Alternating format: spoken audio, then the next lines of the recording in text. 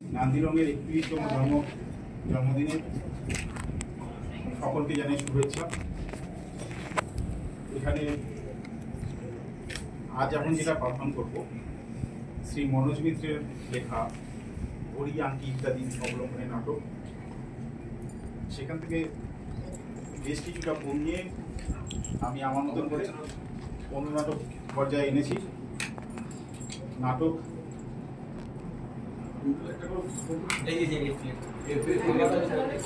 দাঁড়িয়ে পাখা চালিয়ে ফেলেছে, পিঠ দিয়ে চালিয়ে ফেলেছে।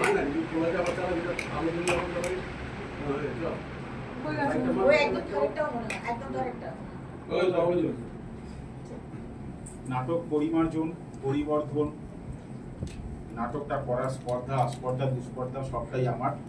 নাটক শেষে যদি মার খাওয়ার পরিস্থিতি তৈরি হয় তাহলে সেই দায়ও আমার, এদের কারোর দায় নেই, সবটাই আমার।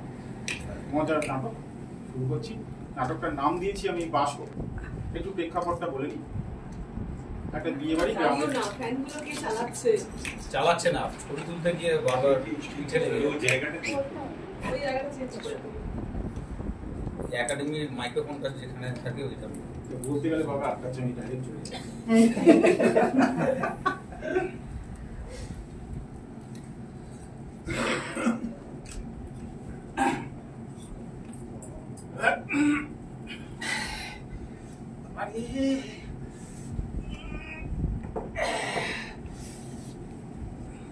সৌরবা বলিও, সৌরবা ঘুমাচ্ছে নাকি? বলিও সৌরবা। কি হয়েছে? কি হয়েছে বাবা জীবন? কি হয়েছে? না, একটু কথা ছিল আর কি। কোন কি কথা? কথা সেমন কিছু না, বলছিলাম ওই বিয়ের সময় যে ঘড়ি কানতেছেন না, হ্যাঁ, তখন তো 7:30 বাজিছিল। হ্যাঁ, এখন এত রাত হয়ে গেল, বাসর ফাসর সব কেটে গেল, তাও যদি 7:30 কি ব্যাপার বন্ধু? এই ব্যাপার, তার জন্য এত চিল্লামিল্লি? আরে শোনো বাবা জীবন, এটা এটা হচ্ছে আমার ঠাকুর দাদার আমলের ঘড়ি, বুঝলে? এই বংশ পরম্পরায় চলছে। বলছি একটু দম দাও, দেখবে চলবে।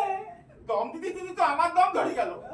আঙুলে সালবাকলা বলতে তো সাল তো চলে না, কি করি কোন দিন? আরে ওভাবে নয়, এই ঘড়িটা খুলি, এইভাবে নিচে রাখি, তার উপরে চেপি বসবা, দেখবা চলবে।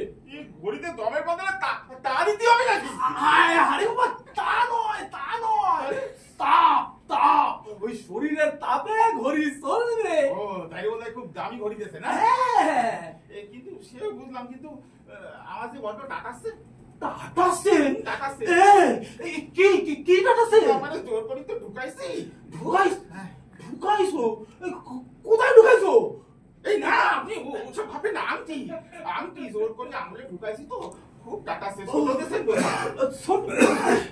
আরে না, মাপ তো ঠিকই ছিল, কিন্তু আমার মনে হয় বাবা জীবন, তোমার আঙুলের মাপ স্বাস্থ্য না ভালো হয়েছে। হ্যাঁ,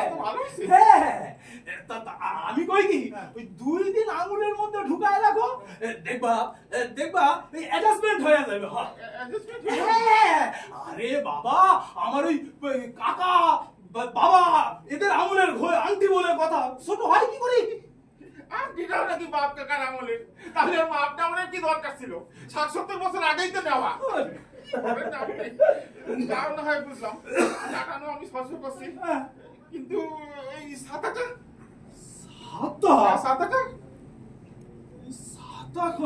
কি হইল? আরে কি হইলো সেটাই তো আমি বুঝতে পারতাছি না। সেই যে বিয়ার সময় খোলা অবস্থায় দিয়েছেন না, এখনো দেখেন কেমন খোলা। উপরে নিচে কত সাপলাম, কত রকম ভাবে সাপলাম, কিছুতেই হয় না। কি করি? আচ্ছা, ছাতাটা বন্ধ করার কি দরকার ছিল? না, আরে বাবা, ছাতাটা যখন ব্যবহার করবা তখন তো খুললাই ব্যবহার করতে হয় নাকি? হ্যাঁ, আর বারবার খোলা বন্ধ করলি পরে ছাতাটা খারাপ হয়ে যাবে না? হ্যাঁ, আর শোনো, আমি একটা কথা কই, এই ছাতা নিয়ে আর কোনো কথা কইব না, ঠিক আছে? না, তেনারে অসম্মান করা হয়। কারে সোজা? আরে বাবা, ওটা আমার দাদুর ছাতা বলি কথা। করেছেন কি? ছাতাটাও দাদু? তো মাইয়াখানা আপনার তো নাকি এই, এই, এই, এই, এই, এই, এই,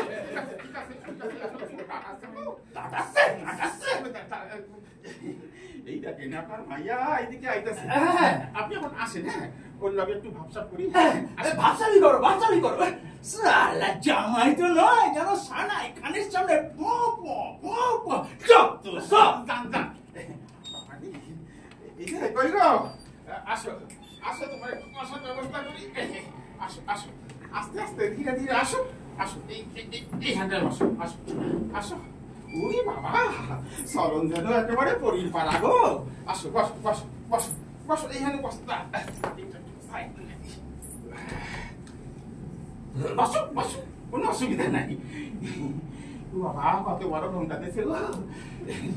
এই তুমি তো কিছুই জানো না আমার সম্বন্ধে, তোমার বাপে বোধ করি কিছুই কর নাই, তাই তো? এই আমি কিন্তু পুলিশের লোক, জানো? ভাবতে আছো আমি হাবিলদার।